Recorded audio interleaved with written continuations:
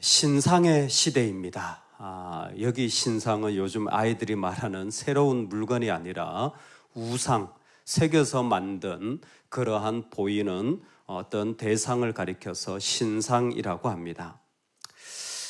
영적 타락은 반드시 도덕적 타락을 가져오게 되어져 있습니다. 뭔가 좀 이상해요, 그 사람이. 예전에 은혜가 있었는데 은혜가 없어지고 모습이나 말이나 어떤 것들이 참 거칠고 힘들어졌다. 그것은 단순히 그 윤리적인 모습으로만 판단되어지지 않고 성경은 그 중심의 영적인 부분이 혹시 무너지진 않았나 살펴보길 원하고 있습니다. 5 정탐꾼들이 이 단지파에게 속한 사람들이 미가의 집에 이르게 됩니다. 그 집에 가보니까 예배 용품들이 있고 또 제사장 역할을 하는 레위인이 있습니다. 600명의 군사들을 그 집을 에워싸게 하는 것입니다. 여러분, 우리 안에 일어나는 도덕적 타락의 핵심은 항상 힘입니다. 힘.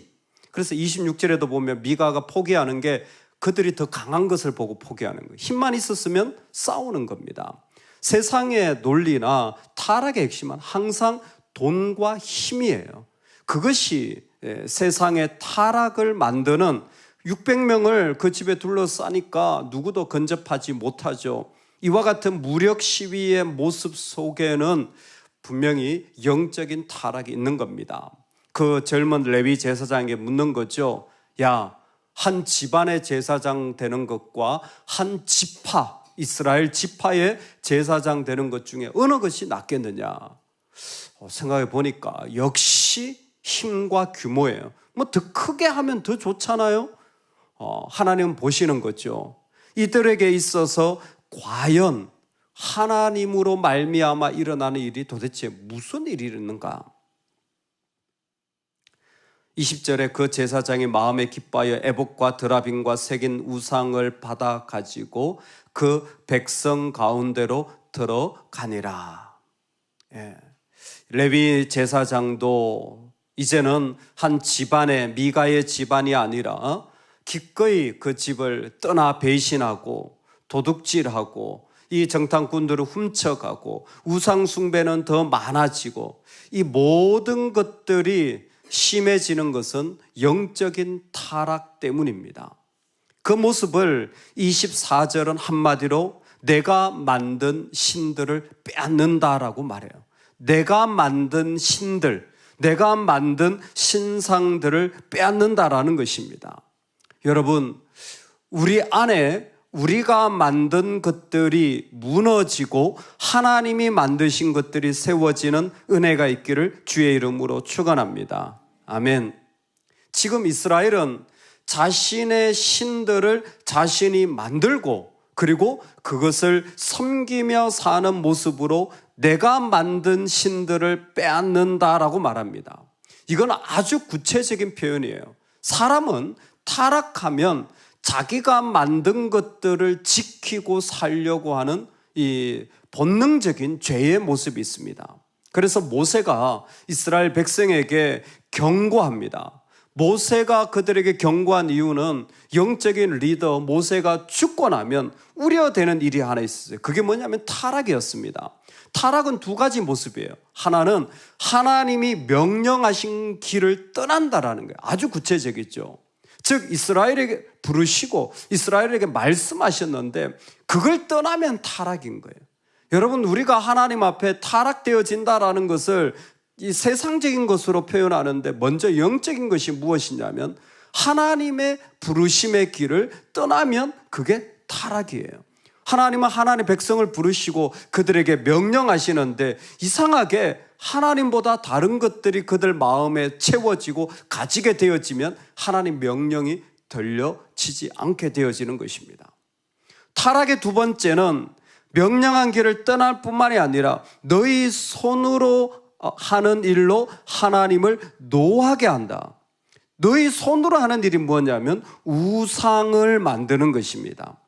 자신이 수고한 것들로 자신이 숭배하게 되고 자신이 열심히 한 것들이 자신이 지켜야 할 대상이 되어지고 사랑하는 것들이 되어진 것입니다. 부패는, 타락은 하나님의 명령을 떠나고 자신이 한 것들이 자신이 지켜야 되는 대상이 되어질 때 타락인 거예요. 여러분, 이게 참 중요합니다. 우리가 살아갈 때 내가 수고한 것들을 지키며 사는 인생은 타락한 본성의 인생이에요. 복음의 삶은 무엇입니까? 오히려 자기의 자리를 내려놓고 그 자리에서 자신을 내어주는 거예요. 그게 복음의 삶이죠. 케노시스 빌립보서 2장에 그 모든 것을 비워 종의 형체를 가지사 자신의 모든 것을 비워서 종의 형체로 내어드리는 것, 그때 칭의라는 것이 일어나는 거죠. 의로움이 일어나는 거예요. 의로움은 절대적으로 내 것을 지키는 삶이 아니라 오히려 자신을 내려놓고 흘려보내는 삶이 의의 삶인 것입니다. 하나님의 나라에 하나님은 그 핵심을 정확하게 보는 거예요. 혹시 너희들은 너희들이 만든 것들을 지키려고 내가 만든 신들을 빼앗는다라는 마음이 혹시 있지는 않습니까? 우리 안에 이 마음이 다 사라질 수 있기를 주의 이름으로 축원합니다. 여러분, 곳곳에 그런 마음이 덕지 붙어 있습니다. 열심히 섬기잖아요. 그거 내 자리 같은 거예요. 그거 내 자리 같은 거예요. 그거 내 거 같은 거예요. 그거 함부로 다른 사람이 못합니다. 큰일 나는 거예요. 큰일 나는 거예요. 예전에 한번 한인교회, 미국에 섬기는 친구 목사님 교회를 방문했는데 제가 주보를 보고 깜짝 놀랐어요. 주보를 봤는데 주보 첫 장에 그 글자가요, 글자체 중에 궁서체라고 있습니다. 붓글씨체. 요즘 궁서체를 쓰는 한국 교회는 시골에도 안 써요. 그건 제가 어릴 때나 쓰던 그런 거야. 그런데 아니, 미국에서 이 시대에 궁서체로 이렇게 써놓은 거예요. 너무 이렇게 보기가 안 좋아서 제가 목사님께, 아니 이거 좀 요즘 얼마나 무료로 세련된 글자체가 많은데 아직도 궁서체를 쓰냐 그랬더니 그거 건드리면 안 된대요. 그거 건드리면 안 된대. 왜? 그 섬기는 집사님이 그 글자체를 좋아해가지고 그 글자체 바꾸면 그 집사님 시험 든다는 거예요. 나를 도전하는 거냐? 이런 거죠. 야, 진짜 너무 어려운 거죠. 내가 만든 신이라는 건 의외로 밖에 있지 않아요. 이게 전부 내 것 같은 거예요. 네가 감히 내 걸 건드려? 이렇게 되어지면 이게 뭐예요? 내가 만든 신이에요. 가정에서 돈을 벌어오잖아요. 그러면 다 자기 같은 거예요. 무서운 일이 일어나는 거죠. 여러분, 이 땅에서 세워놓잖아요. 다 자기 것 같은 거예요. 아니요, 크리스찬 CEO는 그렇지 않습니다. 이거 내 거라는 생각을 하지 않아요. 이건 주님이 주셨고 주님께 흘러가야 된다는 생각을 하는 겁니다. 핵심이 내가 만든 신들을 빼앗는도다. 하나님 말씀하십니다. 내가 땅을 만들고 그 위에 사람을 창조하였으며 내가 내 손으로 하늘을 펴고 하늘의 모든 군대에게 명령하였노라. 할렐루야. 내 손으로 만든 게 아니라 하나님의 손으로 만드셨다고 아주 구체적으로 이사야는 말해주고 있습니다. 여러분을 이 믿음이 우리에게 일어나기를 소망합니다. 아멘. 영적 타락은 도덕적 타락을 가져와요.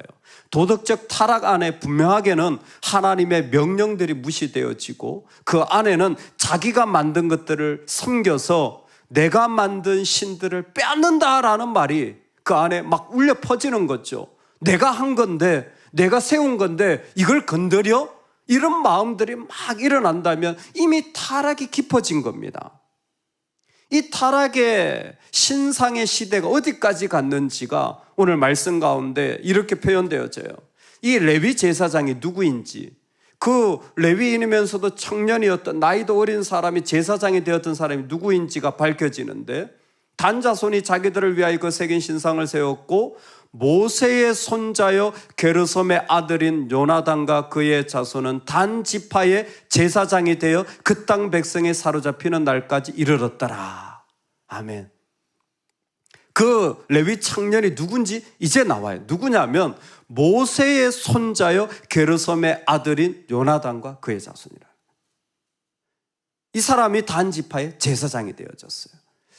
여러분, 제사장은요, 모세의 형인 아론 계열이어야 합니다.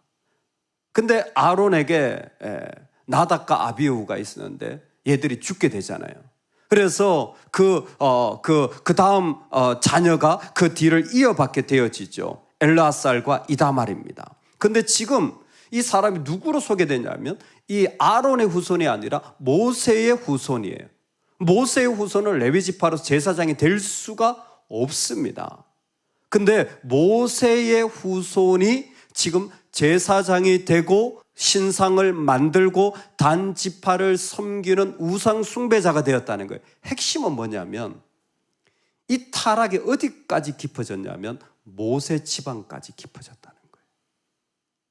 이스라엘의 모세 지방까지 이렇게 타락이 일어났다는 거예요. 그럼 끝난 거죠. 모세 지방까지 이와 같은 타락이 일어났다는 걸 보여주는 것입니다. 얼마나 이 수치스러운 일들이 그 가운데 정말로 부끄러운지 모세 지방까지. 그래서 여러분들이 혹시 성경을 이렇게 보시면 30절에 모세의 손자요 앞에 모자 앞에 일자가 작은 게 있어요. 관주죠. 그 밑에 가보면 이걸 므낫세라고 또 이렇게 적어놓은 게 보입니다. 왜 그러냐면 어떤 문서에는 므낫세라고 되어져 있는 거예요. 기독교는 정직합니다. 다 적어놔요. 어떤 사본에 므낫세를 적어요. 왜 므낫세를 적어놨냐? 모세의 지방까지 타락했다고 말하기가 너무 부끄러운 거예요. 너무 창피한 거예요. 그래가지고 거기다가 히브리 한 글자를 더 넣은 게 므낫세가 되어져요. 그래서 므낫세라는 말이 나오게 되어집니다. 너무너무 창피한 거예요. 너무너무 부끄러운 일이란 거예요. 뭐가? 신상의 시대가 타락이. 어떻게 이렇게까지 타락되어질 수가 있나? 어떻게 이렇게까지 그 신상과 자기 것이라고 하는 이 마음들이 그 가운데 세워질 수 있는가? 중요한 것은 이곳이 실로입니다. 여호수아는 이곳이 영적인 진원지로서 그가 그곳에서 하나님을 예배했고 나중에 엘리 제사장이 여기에서 사역할 정도로 하나님의 집이 있는 곳이에요.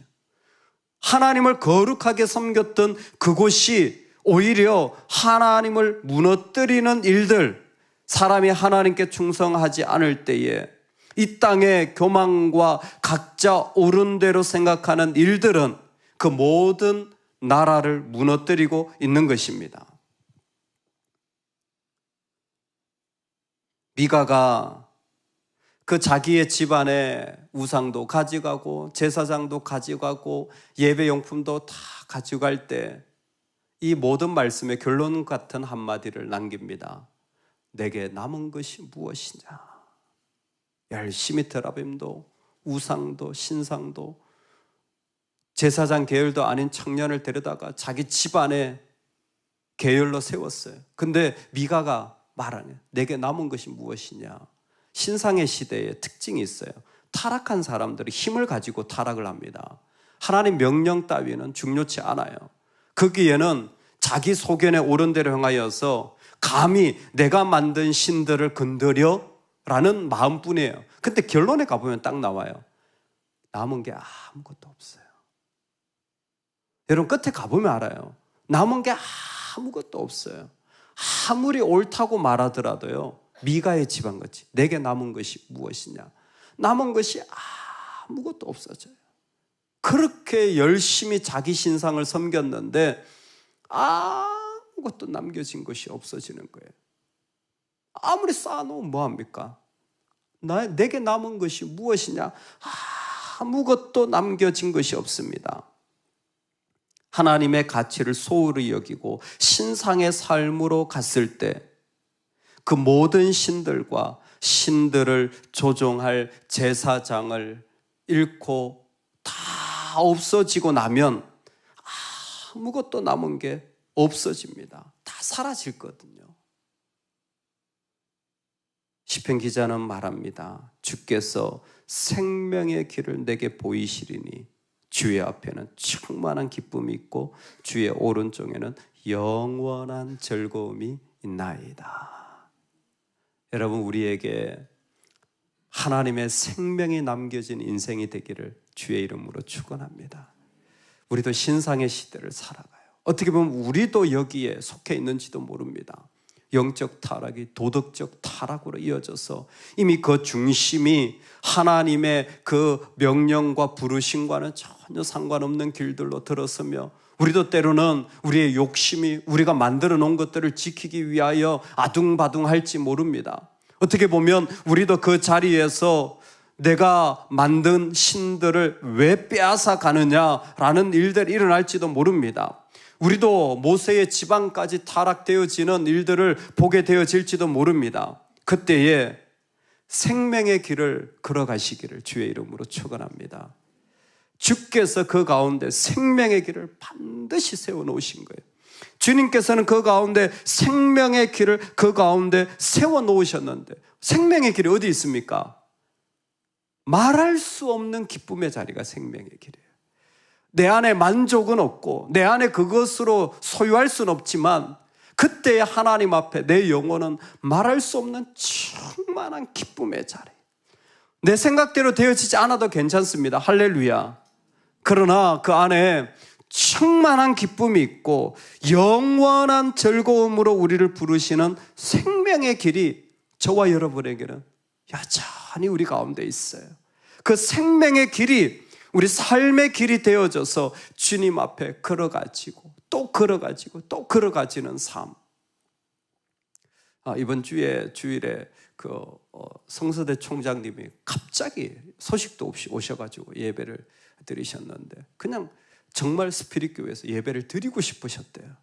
그래서 총장은 바쁘시지만 저하고 대단한 친분이 있는 것도 아닌데 정말 개인적으로 딱 2번 만난 사이거든요. 우리 교회에서 말씀 한번 전해주시고 밥 한번 사주셔서 제가 얻어먹고 왔는데 그 외에는 없는데 한번 우리 교회 집회를 하면서 이 교회는 은혜가 있는 교회다.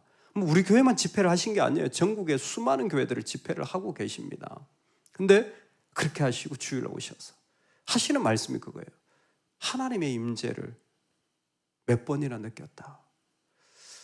저는 그런 말을 들을 때마다 언제요? 어디 있어요? 이런 생각이 들어요. 왜? 그건 우리가 줄 수 있거나 만들어낼 수 있는 게 아니거든요. 주고 싶어도 주지 못하는 거예요. 여러분, 우리 아이한테 주고 싶은 게 믿음인데 믿음이 져집니까? 하나님의 은혜와 기쁨과 영광과 자유함을 정말 주고 싶잖아요. 예배 감격을 주고 싶은데 그게 주어집니까? 준다고 주어지는 게 아니잖아요. 그건 하나님이 하셔야 되는 일이잖아요. 언제? 하나님 앞에 나올 때 하나님이 생명의 길을 준비해 놓으신 거예요.